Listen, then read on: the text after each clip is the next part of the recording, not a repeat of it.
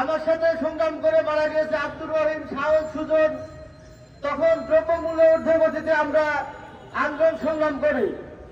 তারপর 28 অক্টোবরে যখন আমাদের এসপি সাহেব, ফখরুল সাহেব যখন আমাদের মহাসমাবেশে ডাক দেন, সমাবেশে আমরা অংশগ্রহণ করি। সেখানে এই আওয়ামী সন্ত্রাস বাহিনীরা কবে কবে থেকে পুলিশ এবং আওয়ামী সন্ত্রাস বাহিনীরা আনাচে কানাচে থেকে আমাদেরকে আক্রমণ করেছে। সেই আক্রমণের শিকার হয়েছিলাম আমি। আমার বাঁচার কথা ছিল না।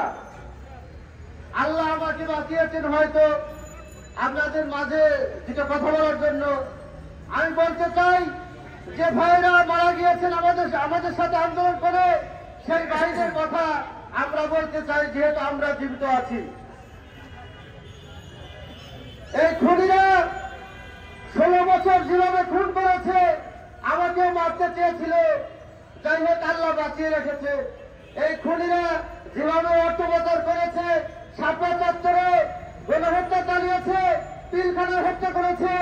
আমি প্রধান উপদেষ্টা এবং তার অঙ্গ সংগঠনকে বলতে চাই, এই খুনিদেরকে, এই দাদাবাবুদেরকে ধরে অ্যারেস্ট করে তাদেরকে আইনের আওতায় এনে এবং কঠিন বিচারের দাবি জানাই এবং ফাঁসির দাবি জানাই।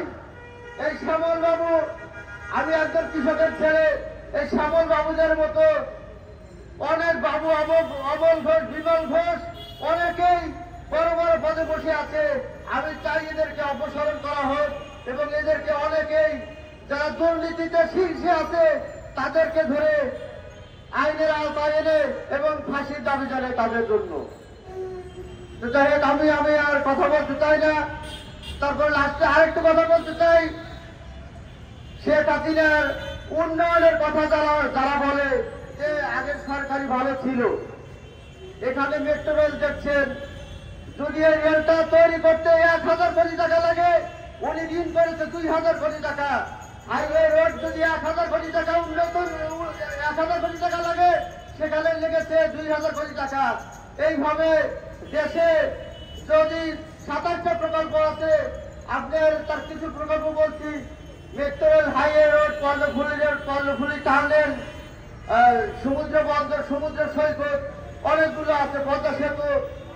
এই যে শীর্ষে যে দুর্নীতি করেছে, যদি এটা লাগে 30,000 কোটি টাকা, 60,000 কোটি টাকা ঋণ করেছে আর 30,000 কোটি টাকা মেরে দিয়েছে এই স্বৈরাচার শেখ হাসিনা। তাই এদেরকে আমি কঠিন বিচারের দাবি জানাই। পরিশেষে সবাইকে আমি সালাম জানিয়ে শেষ করছি। আসসালামু আলাইকুম। শহীদ প্রেসিডেন্ট জিয়াউর রহমান অমর হোক, খালেদা জিয়া জিন্দাবাদ, তারেক রহমান জিন্দাবাদ।